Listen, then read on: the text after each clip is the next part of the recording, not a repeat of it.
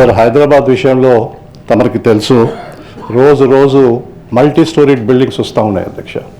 సుమారు 30 అంతస్తులు 40 అంతస్తులు అలా వస్తూ ఉన్నాయి. సో ఇలాంటి అపార్ట్మెంట్స్ అందరూ కూడా అక్కడ లిఫ్ట్ వాళ్ళు వాడుతూ ఉంటారు అధ్యక్ష. ఇటీవల మనం చూసినాము, లిఫ్ట్లో చాలా ప్రమాదాలు జరుగుతూ ఉన్నాయి.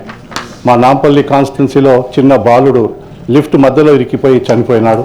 అదేవిధంగా పోలీస్ కమాండెంట్ పాపం సిరిసిల్లాలో మనం చూసాం, అసలు లిఫ్ట్ రాకముందే తలుపు తెరిచిపోయింది. లిఫ్ట్ వచ్చిందని చెప్పి పాపం కాళ్ళు అడుగు వేయగానే కింద పడి చనిపోయినాడు. సో దీనికి ప్రభుత్వం ఏమైనా యాక్ట్ ఏమైనా తీసుకురాస్తుంది అవిలా, ఎందుకంటే మనకు ఫైర్ నార్మ్స్ ఉన్నాయి.